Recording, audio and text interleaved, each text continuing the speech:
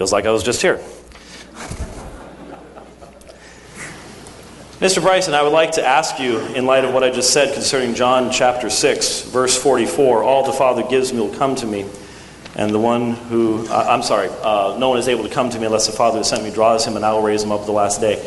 Is it your position that the one who's raised up at the last day in John 6:44 is different than the one who's drawn? It is my position that there are two things required. You must come to him, that's one, and to come to him, you must be drawn. It's my position that Scripture clearly, John 6:44 and all of that context, you're talking a lot about the need to look at things in context. If you take all of that in connection, there are two things that happen. One, you have to see, and another, you have to believe, if you go on earlier in that very chapter. But the point here is that you cannot come, you are not able to come unless he draws you. But being able to come and actually coming to him in faith are not exactly the same thing. He enables you to come. And if you come to him and are drawn, and you can't come to him unless you're drawn, then he will raise you up. But he doesn't raise people up unless they come to him. But the ability to come, he gives. But making you able to come doesn't make you come. Okay. Verse 44 says, no one can come to me unless the Father who sent me draws him, and I will raise him up on the last day. Are you saying those two hymns are different people? No, I'm saying those two people there, that one person does two things.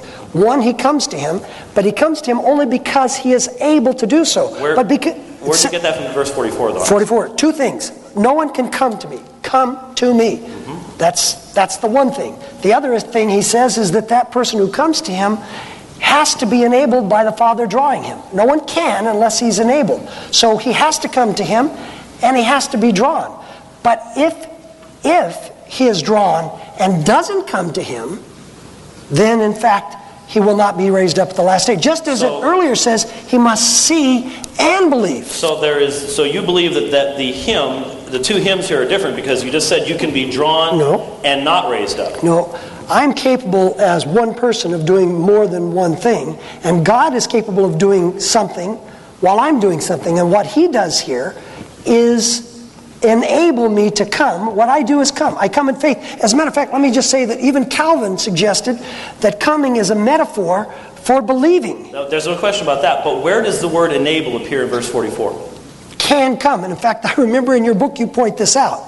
No one is able to come. That's right. But it does not say he is enabled. It says, unless the Father who sent me draws him, and I will raise him up on the last day. The drawing results in being raised up. No, that is not what it says. It says that no one can come to me, and almost all Calvinist commentaries say the can is enabling.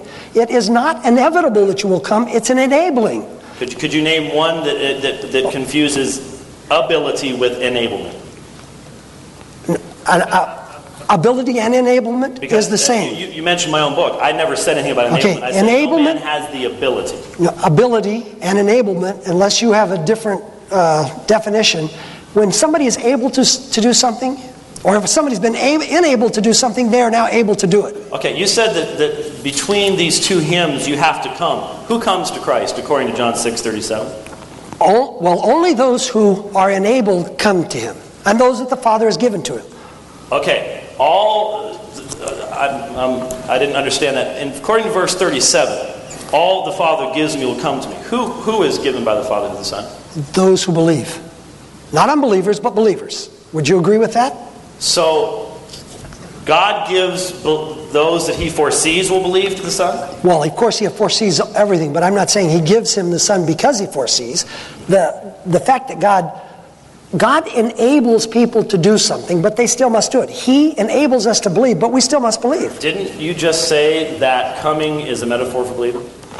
Exactly. And isn't the giving of the Father here what results in their coming to Christ? No, that is not. Coming to Christ is putting your faith in him.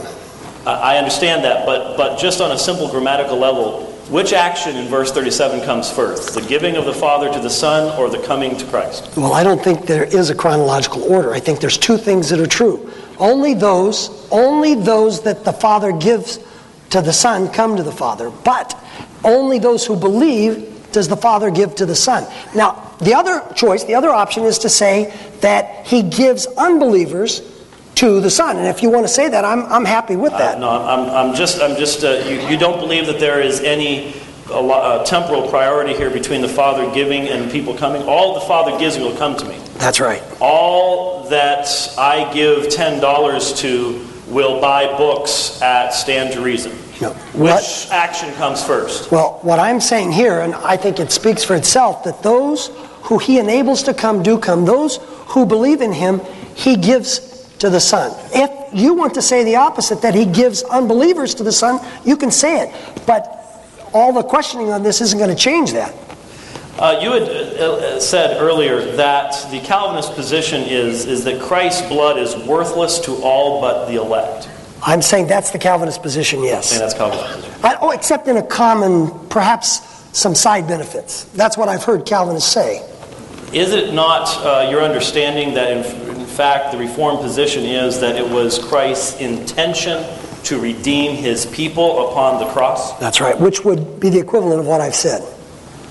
Except that the idea of, well, that would be a response. So it is your idea that worthlessness follows from a lack of intention of saving someone? No, it's totally separate issues here. Worthlessness is a relative issue in this context because if Christ died for me, there's value to me in his death. If he did not die for me, there is no value to me in his death. What value is there in the death of Christ on behalf of every person who will end up in hell? The value is intrinsic to his death for that person. If a person rejects... What does it accomplish? If I were to give you or offer you some money and you didn't take it, if I were to give you money and you didn't take it, it would still have value. But if I offered you blank money... Time. It wouldn't be any good.